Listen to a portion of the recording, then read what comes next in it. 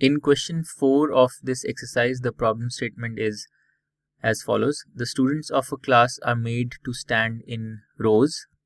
If 3 students are extra in a row, there would be 1 row less.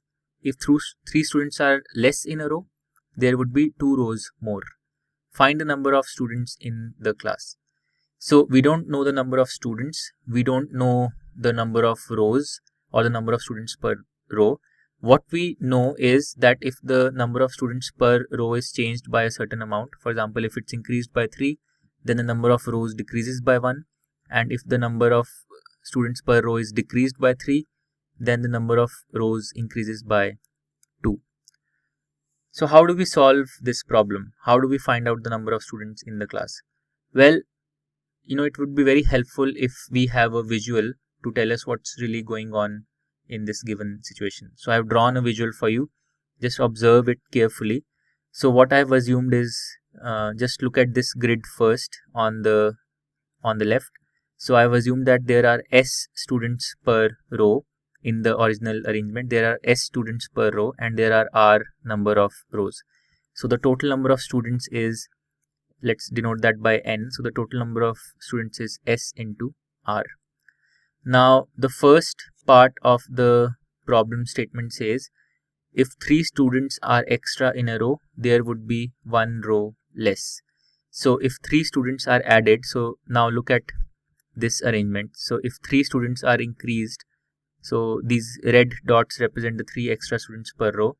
So the new number of students per row becomes S plus 3. But the number of rows reduces by 1. So the number of rows is now R minus 1.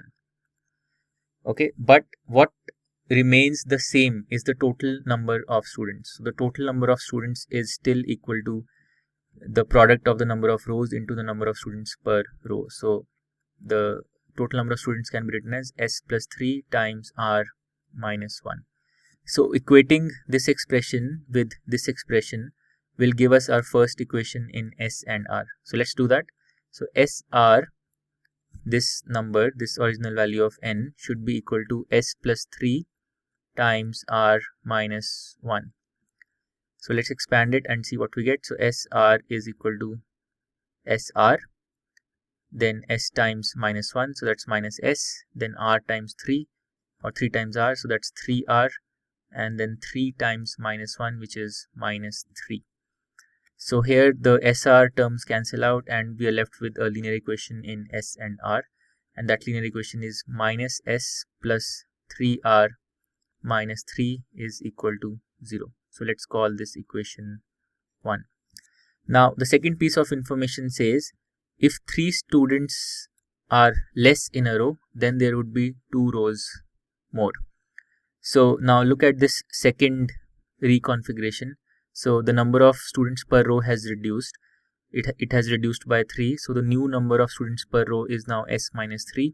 But this causes the number of rows to increase. So you can see that there are 2 more rows that have been added, which means that the new number of rows is now R plus 2. Okay, but what still does not change is the total number of students. So I can write the total number of students as the product of SR plus 2 and S minus 3. So N is equal to S minus 3 times R plus 2. And now if I equate this original expression for N with this expression for N, I will get another equation in S and R. So let's do that. So SR should be equal to S minus 3 times R plus 2. So let's expand this, the RHS. So we get SR and then S times 2. So that's 2S. Then minus 3 times R. So minus 3R. And then minus 3 times 2. That's minus 6.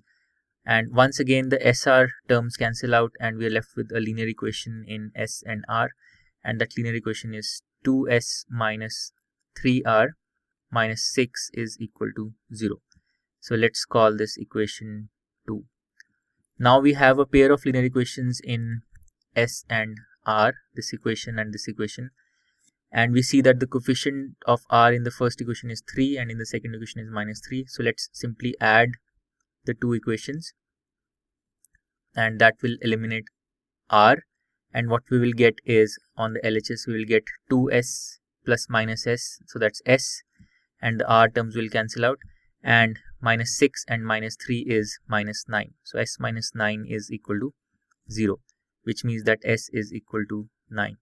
And now substituting this value of s into any of the two equations, let's say the first equation, I will get minus s or minus 9 plus 3r minus 3 is equal to 0, or 3r is equal to 12, or r is equal to 4. So I will get r is equal to 4. So in the original configuration there are s or 9 students per row, and there are 4 rows. So the total number of students is n is equal to s into r, or 36. So the answer is 36. But let's verify if this aligns with what is told to us in the problem statement. So if the number of students per row increases by 3, so the new number of students per row becomes 12, and the number of rows reduces by 1, so that becomes 3. So 12 times 3 is still 36. So this makes sense. And now if the number of students per row decreases by 3, so it becomes 6 instead of 9. And in this case the number of rows increases by 2, so the number of rows becomes 6. And now the total number of students is still 6 times 6, or 36. So even this makes sense. So our answer is correct. The total number of students is 36. To learn more about how QMath can help you crack school and board exams, explore QMath Leap, a live online classroom program run by highly experienced and committed teachers.